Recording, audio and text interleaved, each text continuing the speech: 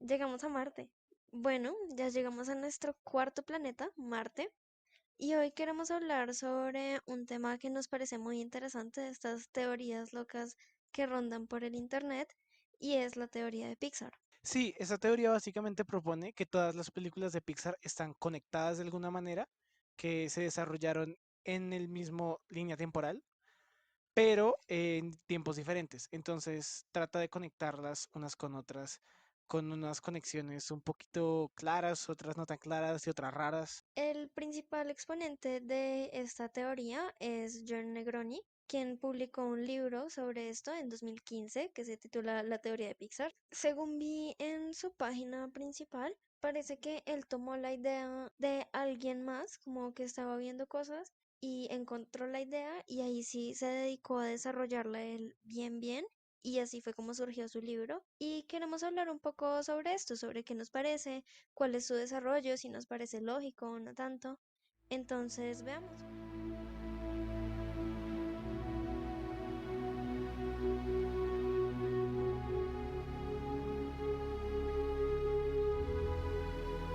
Antes de empezar a explicar bien cómo se une todo en esta teoría, quiero decir que nuestra principal fuente para consultar la teoría es una página que se llama pixartheory.com, que de hecho tiene una página web bien linda. Pero en esta página web no está expuesta la primera película que se supone que hace parte de esta línea de tiempo. Es importante resaltar que películas como Frozen, Big Hero 6, Moana y Ralph el Demoledor no son películas de Pixar y no están contempladas en esta teoría. A veces la gente se confunde porque tienen un estilo de animación muy similar.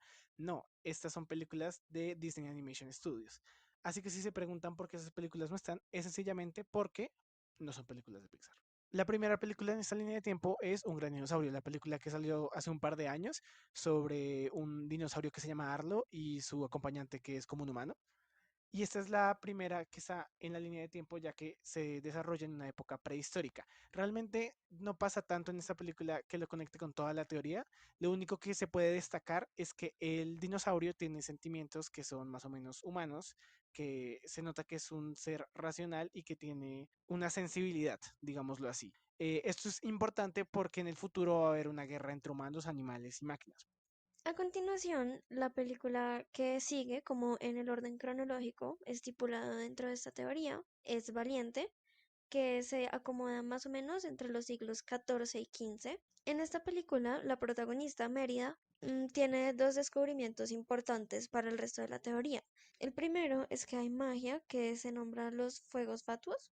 Sí, son fuegos fatuos. Básicamente es como magia y esa misma magia es la que convierte a la mamá de ella en oso. Y el otro parte importante que nos ofrece esta película es el personaje de la bruja. Esta es como un personaje muy importante que va a participar mucho en el resto de la teoría. Sí, pero mejor todavía no les mencionamos eso para, digamos, no arruinar. Realmente ese personaje me parece que es como lo más sólido. No, pues no lo más sólido, pero lo que sí como que Pues es esencial para la teoría.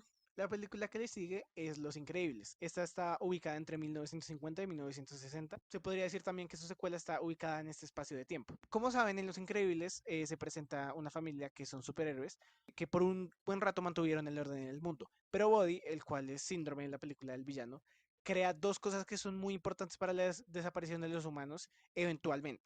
Lo primero es que crean robots que tienen inteligencia. Lo podemos ver en robots como el Omnidroid, que es el que él utiliza hacia el final de la película en la pelea de la ciudad. Y el otro aporte es la energía de punto cero de alta tecnología. Como lo dice aquí la teoría, y ojalá lo entendiera más, es una energía electromagnética que existe en el vacío.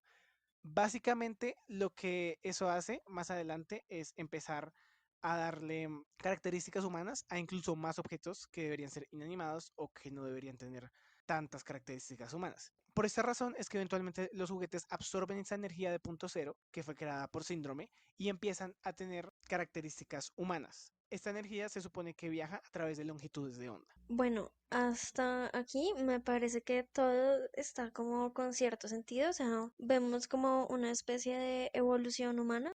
Hasta ahí creo que va normal. Incluso también me atrevo a decir que tiene un poquito de sentido que esas ondas empiecen a intervenir en objetos inanimados o en animales o no sé, cosas de distinta índole para que empiecen a adoptar comportamientos humanos. Hasta aquí me parece que está bien. Sí, claro, más o menos tiene sentido porque pues ya el robot era algún tipo de inteligencia, el Omnidroid. Así que digamos que hasta este momento tiene sentido porque realmente no se ha vuelto tan loca hasta ahora. O sea, está realmente como mostrando sus bases.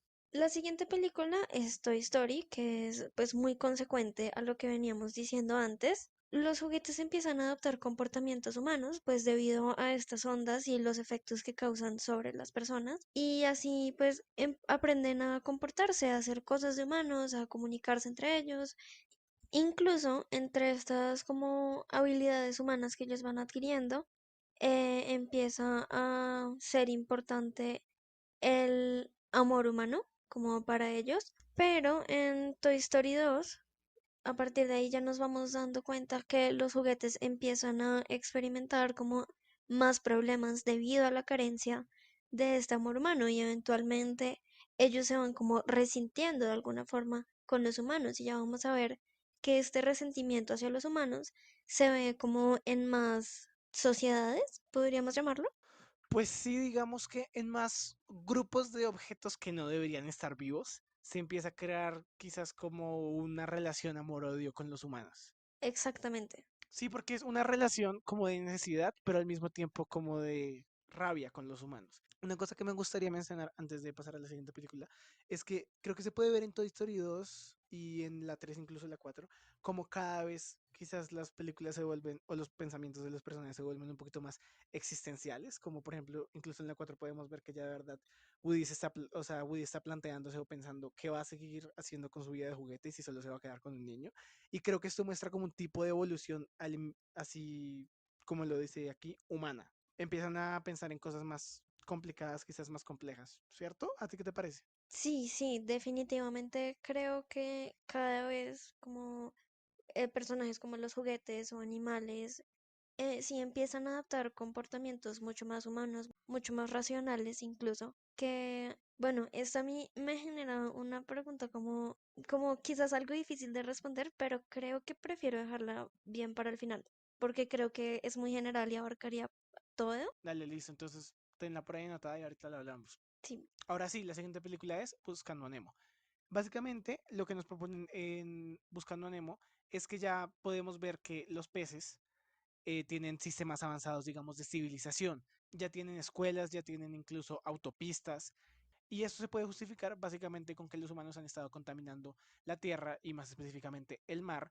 Y esta teoría propone también que Dory puede haber sido un pez con la cual los humanos experimentaron y por eso tiene como esa tendencia a olvidar las cosas. A partir de aquí podemos ver que hay un signo como creciente cada vez más de rabia y resentimiento hacia los humanos. Por ejemplo, podemos recordar que Marlene queda bastante rayado con el hecho de que, claro, se llevan a su niño y quien se lo lleva un humano, es un dentista que se lo lleva y lo mete en una pecera. sí es cierto que este resentimiento contra los humanos se empieza a ver mucho, por ejemplo, en Nemo, viendo que Merlín le dice claramente como no te acerques a donde están los barcos, eso es malo, fatal, peligro, todo mal. Pues ahí ya los animales empiezan a tener como una conciencia suficientemente elevada de que los humanos pueden significar más bien peligro. Es raro porque sí se parecen a los humanos como en su forma de pensar, sin embargo son capaces de evidenciar a la humanidad como algo peligroso. Me parece que ahí hay como una dualidad interesante. Pues es que no es ningún secreto que los humanos somos completamente horribles con el planeta Tierra de vez en cuando. Pero pues más bien sí hablemos de la siguiente película. La siguiente película es Ratatouille. En esta se nos demuestra cómo Remy, una rata también con cualidades humanas, empieza a generar relación con los humanos, pero fíjense que aquí es para controlarlo. De hecho, pues Remy, mediante el cabello, por alguna razón misteriosa, puede controlar a Linguini para que cocine bien, porque tal como dice en esta página, Linguini no sabe hacer nada. Y sí, o sea, el sujeto es un tipo bastante torpe, con pocas habilidades y es la rata la que logra conseguir las habilidades suficientes para cocinar de la forma en que lo hace. Entonces aquí se empieza a ver como hay una especie de unión entre humanos y animales avanzados, pero también existe este otro grupo de ratas que son pues como la familia de Remy, que está en total desacuerdo de la unión de ratas y humanos. Como podrán recordar, al principio de la película se ve que las ratas le tienen miedo a los humanos y los quieren lejos porque pues sí, los humanos les ponen veneno, no sé, los cogen a escobazos, cierran restaurantes por una rata y bueno, o sea, todos estos asuntos quizás como sanitarios que ya conocemos, empieza como partiendo de un odio entre humanos y animales que pues podrían ser como sucios hasta el final de la película en que se muestra como casi que las ratas lograron hacer su propio restaurante tan elegante como el de las personas. Entonces aquí vemos también como una especie de evolución entre las ratas del principio como que te muestran en la alcantarilla y entrando en secreto a las casas para robar comida, hasta las ratas que tienen su propio restaurante elegante. Todo realmente se está humanizando y está empezando a tener sentimientos. Quiero resaltar que todo esto ha pasado a raíz de la radiación que ya antes mencionamos. La siguiente película es la tercera entrega de Toy Story. Lo más importante que propone esta película es que en este punto realmente todos los juguetes han sido abusados o maltratados o han tenido que aguantar algo que no quieren en algún punto de sus vidas. Se puede decir que básicamente están un poco cansados de ser abusados física y emocionalmente de los humanos. Eso se puede ver específicamente en el personaje de Lotso, que ya tiene el resentimiento de la niña que lo abandonó y después lo reemplazó, y más bien prefiere empezar a cuidar a su propia especie, digamos, a los juguetes. Esto lo único que hace es seguir aumentando la tensión entre humanos y objetos inanimados. Hay una parte aquí de la teoría que dice que Carl y Ellie le escriben una carta a Andy. Esto se puede ver en una de las cosas que tiene, una de los papeles que tiene Andy en un tablero de corcho que tiene él en su habitación. Y lo que dice la teoría es que esa carta es para decirle que se deshaga de sus juguetes porque se avecina como una pelea entre objetos inanimados y los humanos. Ahora, lo que yo no entiendo, y aquí la teoría no lo explica tanto, es cómo Carl y Ellie saben exactamente eso. Realmente sí se puede decir como, ok, Carl y Ellie le escribieron una carta a Andy porque se puede ver como el easter egg en la película, el huevo de Pascua, que para explicar aquí rápidamente, un huevo de Pascua es como un pequeño guiño o un pequeño detalle dentro de una película, pero este punto en específico no lo entiendo tanto. Realmente no es algo tan importante teniendo en cuenta como el esquema general de la teoría, pero pues lo quería resaltar. Sí, yo siento que ahí se queda un poco corto y no es tan claro cómo ellos podrían hacer esa predicción, pero pues ok, sí, o sea, creo que solo se queda un poco corta ahí la teoría y no, o sea, no es tan profunda quizás como quisiéramos y como debería ser una teoría. Exacto, especialmente porque se supone que Up está ubicada después de esta película. Y si mal no recuerdo, hay una cosa que ellos aprenden con los perros que hablan, pero pues si está en la línea de tiempo después de Toy Story 3, pues no sé, algo raro. Yo creo que eso cronológicamente sí puede tener sentido, ¿Por qué? porque si te fijas bien, la historia de Up se cuenta principalmente cuando Ellie ya murió. Sí. Entonces tendría sentido que Carl y Ellie le hayan escrito a Andy, pero que la parte en la que aparece Up en la teoría sea después de Toy Story, porque pues cuando ellos le escribieron estaban ambos vivos. Y luego sí viene Up en la teoría cronológicamente. Sí, sí entiendo, pero entonces ahí según la teoría, yo entiendo perfectamente que tendría sentido que Carl y Ellie le hubieran mandado la carta, porque todavía no estaban muertos ambos. Pero lo que no tiene sentido es el mensaje de la carta. Sí, sí, sí, eso sí, yo también lo encuentro como una falencia, pero cronológicamente hablando tiene sentido. Sí, e incluso me parece que es una cosita que si se pudiera quitar, como que le está quitando más de lo que le está agregando. Pero bueno, más bien explícame qué pasa en Up y por qué es importante en esta teoría. Lo que pasa en esta película es que Carl, el protagonista, el viejito, se ve obligado a entregarle el terreno de su casa a una corporación que se llama B&L, que va a ser muy importante para el resto de la teoría, porque esta es una causa muy importante de la contaminación en la Tierra. Entonces, pues esto genera destrucción, perjudica el ambiente, bueno, todas estas cosas como que ya conocemos por ejemplo, expansión de las urbanizaciones, que es precisamente lo que pasa en Up, y cositas así como de contaminación que eventualmente hacen parte del común denominador que afectan a los otros seres no humanos para que ellos empiecen a repudiar o resentirse en contra de los humanos. Otra cosa muy importante que sucede en esta película es que Charles Mont entrena a un ejército de perros que pueden hablar, que ya tienen la habilidad muy humana de comunicarse, y de hecho estos perros pues de alguna forma empiezan a irse en contra de los humanos, en este caso los dos protagonistas de esta película, Carl y Russell. Ya sabe cómo los animales, seres no humanos, empiezan a atacar a los mismos humanos. Esto es un poco raro porque de fondo los animales están siendo controlados pues por un humano, fue un humano el mismo que los entrenó, pero pues la teoría simplemente se centra como en que en este punto los animales empiezan a atacar a los humanos. Sí, me gustaría mencionar antes de pasar a las siguientes películas que aquí hay como un salto grande en el tiempo y ellos dicen que a partir de aquí se empieza a desarrollar una guerra entre animales y humanos. Esto es una cosa realmente personal, pero me parece que perfectamente las películas de Soul y de Intensamente se pueden meter en esa línea de tiempo justo después de Up, porque pues todavía es la época de los humanos, digámoslo así. Ah, y también Coco se puede meter en esta época. La siguiente película es Cars. Se supone que Cars se desarrolla más o menos unos 80 años después de Up, en los años 2100 y 2200, más o menos. Y lo primero es que los humanos, los pocos humanos que quedaron después de la guerra entre animales y humanos, fueron enviados al espacio por la compañía B&L, que también vemos en Wall-E y en Toy Story 3. De hecho, las baterías de Buzz son de esta marca, de B&L. El punto es que ellos lanzan una nave que se llama Axiom o Axioma, pues, que esta es la que podemos ver en Wall. Mientras tanto, en la Tierra se supone que los que se quedaron allí son las máquinas. Al parecer, ellos ganaron la guerra, entonces supongo que fue como un contrincante inesperado. Pero pues ahora las máquinas son las que pueblan la Tierra, mientras que los humanos están allá afuera en la nave.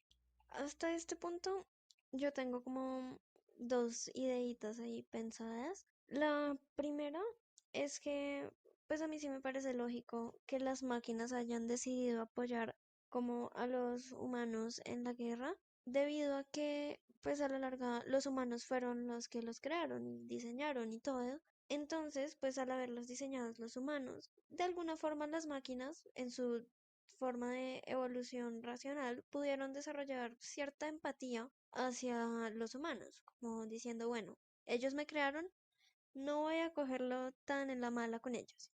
Y para agruparlas, en Cars 2 también podemos ver que realmente ya no queda ningún humano en el mundo, como les dije, todos se fueron en el axioma y el petróleo es la única energía que usan los carros usualmente, o pues las máquinas en ese mundo. La corporación Alinol, que se suponía que estaba utilizando energía que era como buena, energía verde, digámoslo así, creo que así es como lo publicitan, como se publicitan ellos dentro del universo de la película, realmente no era combustible limpio, y se utilizaba para desmantelar rápidamente muchos coches, básicamente destruirlos. Y otra cosa que es muy importante mencionar es que Alinol era manejada por Vianel y eventualmente esa es la compañía que termina básicamente contaminando toda la Tierra y haciéndolo un lugar completamente inhabitable.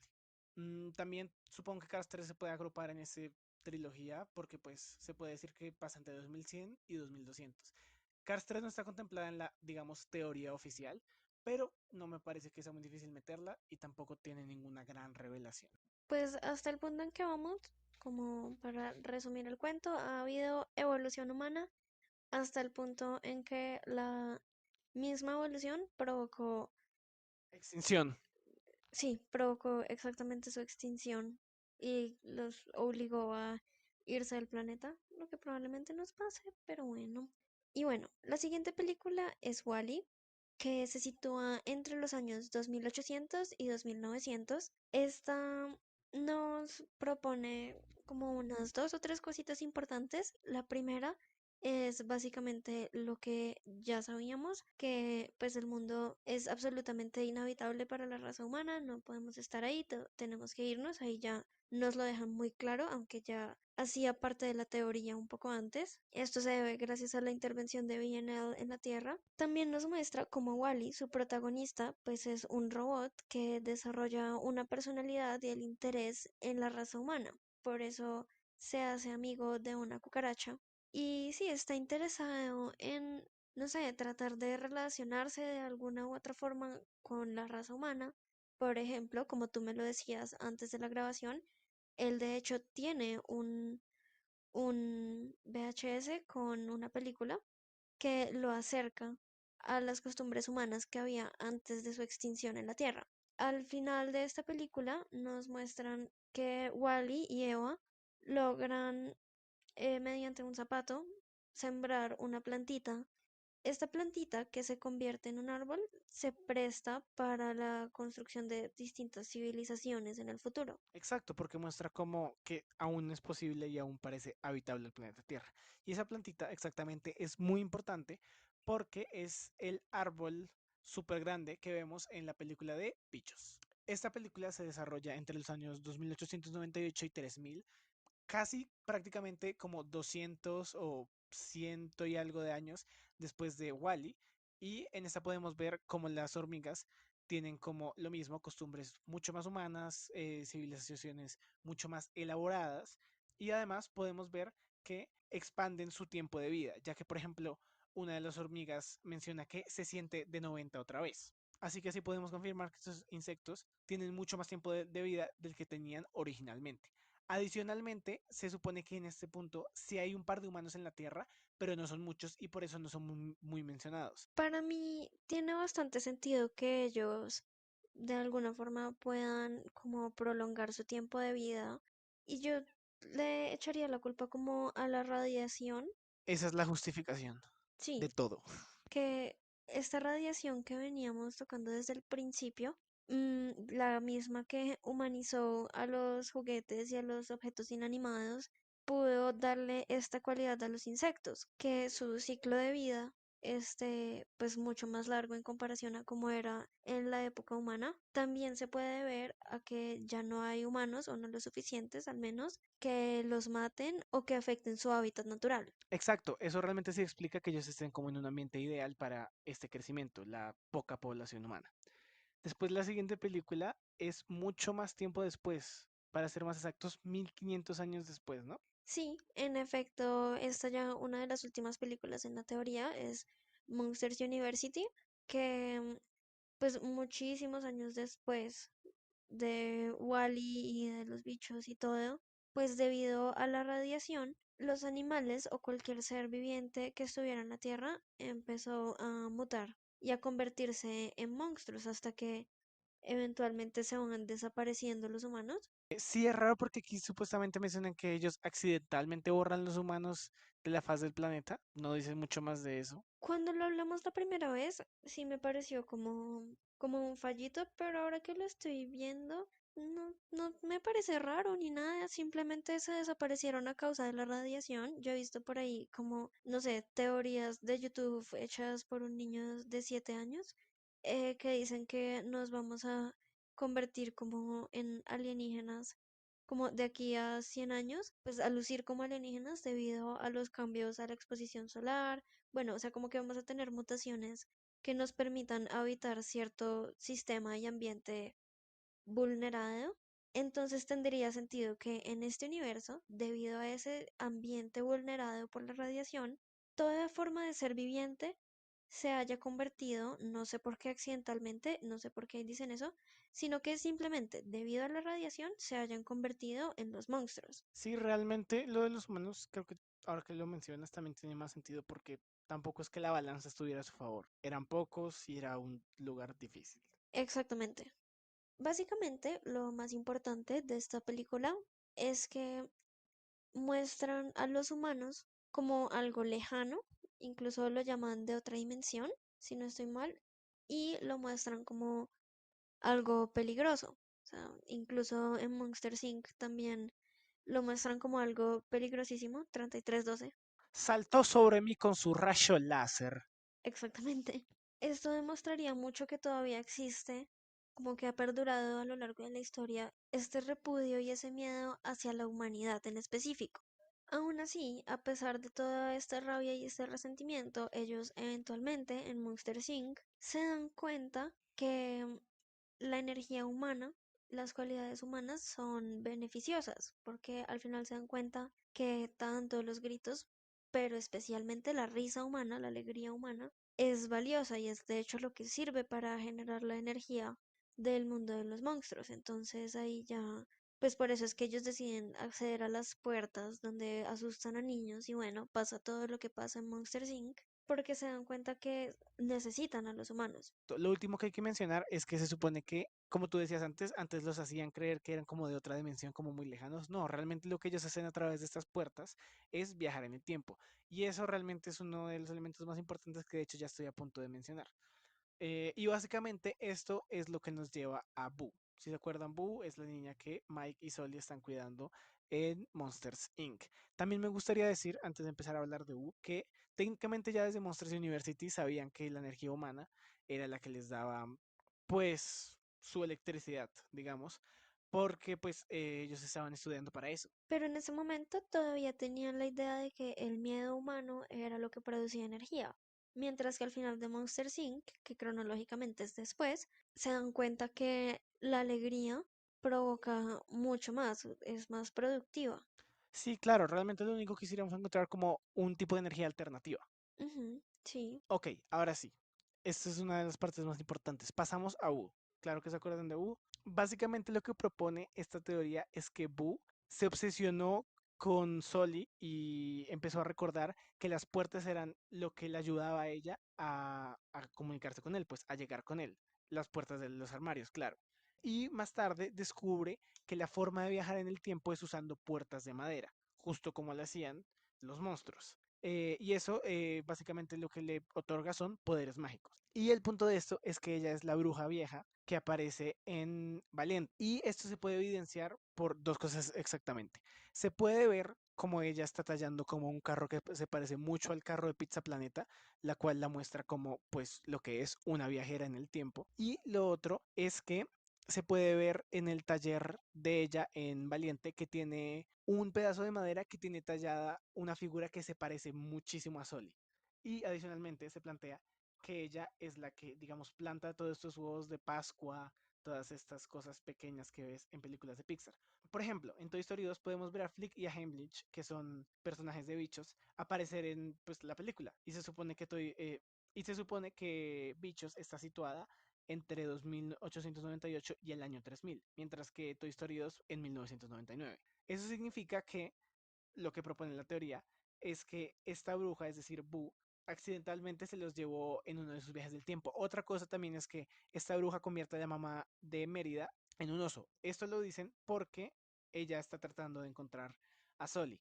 Y por último, la otra cosa que menciona es cómo Boo descubrió que la madera era la fuente de energía, digamos, de la magia, debido a la conexión que tiene entre varias películas. Por ejemplo, en Monster Inc., pues como mencioné antes, eran para viajar en el tiempo.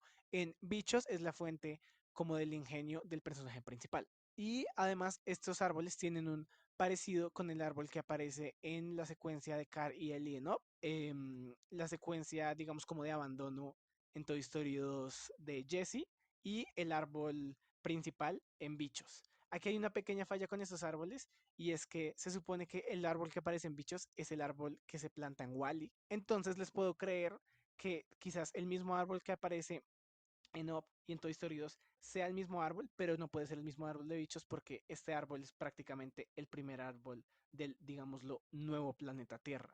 sí, ahí sí es una falencia significativa porque es el árbol del nuevo planeta Tierra, pues no tiene sentido que también sea el mismo árbol dentro del viejo planeta Tierra, si es que así le vamos a llamar. Bueno, y básicamente esto sería la teoría. Se supone que Boo sigue buscando dónde está Soli en la línea del tiempo. Ahí tengo un par de preguntas con eso, pero ya les digo un poquito más adelante. Y lo último que quiero mencionar es que también hay una fuente, que ya no es directamente el autor de esta teoría, que conecta a Intensamente con Monster Inc. con el simple hecho de que con dos simples hechos. El primero es que alegría básicamente se puede decir que es el que le da la energía a los monstruos porque pues como saben las emociones son las que generan ciertas digamos reacciones o ciertas sensaciones en la persona, ciertos sentimientos y pues así se lo dan. Y lo otro es que Bing Bong, que es el amigo imaginario de Riley, perfectamente pudo haber sido un monstruo de Monster Inc. Que iba a veces en las noches a hacerla reír. Así que sí era un monstruo real. De hecho, una cosa que me parece pues significativa es que la primera emoción que aparece en la mente de Riley, y supongo que idealmente en la mente de otros humanos, es la alegría.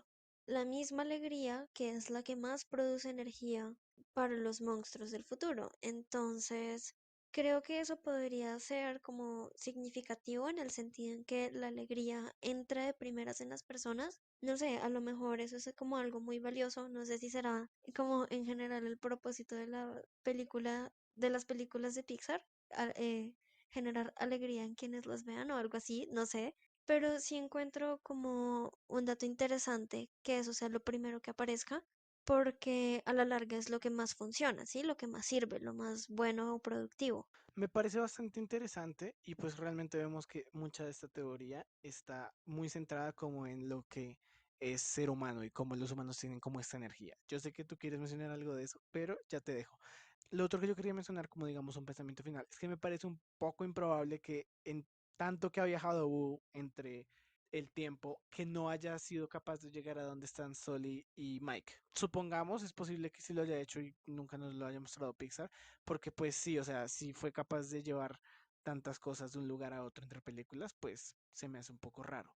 Una cosa que quiero mencionar rápidamente es que también una fuente que no es la oficial, que no es el autor oficial, intenta meter la nueva película, de las más nuevas, de Disney Pixar, que es la película de Unidos. Y esta película me parece que rompe completamente con lo que venía contando la teoría de Pixar. Pero pues todavía no puedo decir que está mal planteada porque el autor no la ha metido oficialmente en su teoría.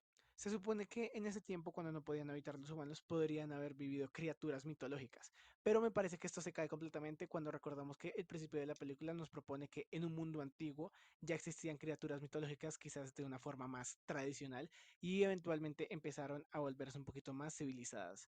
Y no me parece que en el espacio de 600 años ellos hayan podido como ser criaturas mitológicas así como eran ellos, tan clásicos, digamos, y eventualmente evolucionar en esta sociedad humana. Así que no me parece que esta película se pueda incluir en la teoría, pero como mencioné antes, el autor oficial no lo ha hecho tampoco. Bueno, yo creo que a modo de conclusión, esta teoría en su totalidad, como lo dije antes al principio, me deja una duda muy grande y es por qué los humanos. Y si lo vemos como a grandes rasgos, podemos evidenciar que a la larga todo tiene tendencia hacia lo humano.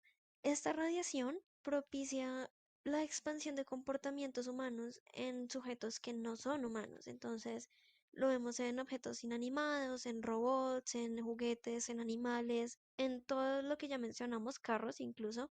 Y realmente yo no encuentro hasta ahora una justificación lo suficientemente fuerte para que todo tenga tendencia a lo humano. Como lo dijimos hace un rato también, los humanos no son la gran cosa. Los mismos sujetos se van dando cuenta que los humanos son incluso repudiables, son malos, son egoístas, son consumistas, contaminantes, todo fatal. Entonces, ¿qué necesidad habría de replicar sus comportamientos? Entiendo que esto se debe a la radiación que se da desde la época de los increíbles y eventualmente podría echársele la culpa a simplemente el azar, pero creo que todavía podría dársele una justificación mucho más interesante. Es, por ejemplo, el amor humano, la carencia del amor humano o el amor humano es lo que le da energía y ganas de vivir a los juguetes, mientras que la energía eléctrica y básicamente que funcione en la sociedad de los monstruos también depende de la alegría humana, por ejemplo. Todo esto me deja como pensando por qué es tan valioso lo humano, qué tiene de importante. Y sí, pues yo sé que si uno lo mira de fondo, pues esto está hecho por humanos y así somos los humanos, queremos como que todo gira a nuestro alrededor. pero no sé, me queda como ese sin sabor de toda la teoría.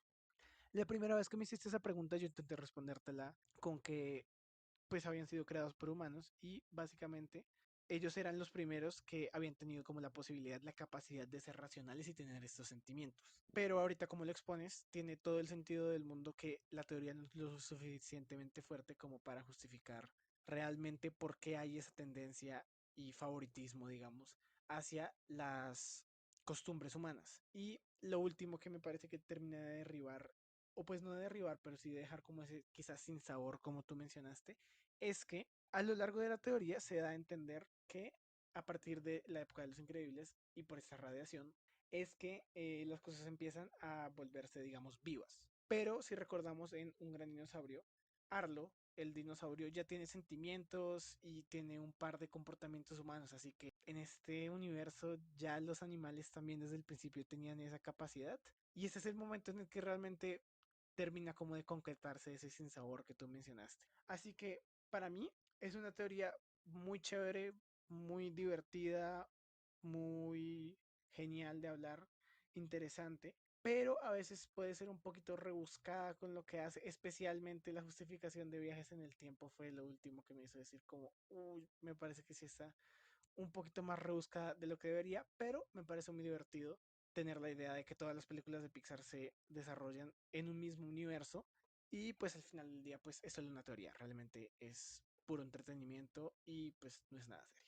Sí, estoy de acuerdo con todo lo que tú dices. La verdad, este sujeto, John Negroni, es un tipo que tuvo que echarle mucha mente a eso para sacar una teoría, de hecho, bastante decente. O sea, sí tiene sus cositas, sus detallitos que uno dice, uy, pero ¿cómo así? Uy, esto está muy rebuscado, o a esto le falta mayor justificación. Sin embargo, yo siento que es una cosa muy entretenida, muy chévere, que uno dice, ve, sí, esto puede ser, a lo mejor esto tiene sentido. Eso me gusta y es verdaderamente muy entretenida. Sí, en definitiva me parece un tema bastante chévere, bastante divertido de hablar. Una cosa que realmente uno no se hubiera sentado a pensar, pero ahora que está aquí es difícil como no pensar en eso cuando uno ve una película de Pixar. Pero si nos están viendo en YouTube, nos gustaría saber cuál es su opinión de esto, qué les parece que tiene sentido, qué les parece que no tiene sentido. Y si no nos están escuchando en YouTube, los invitamos muchísimo a que vayan allá y también que vayan al canal de Spot y exploren un poco. Así que creo que eso es todo por hoy.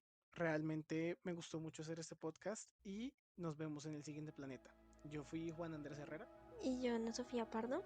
y nos vemos en la siguiente parada. Chao.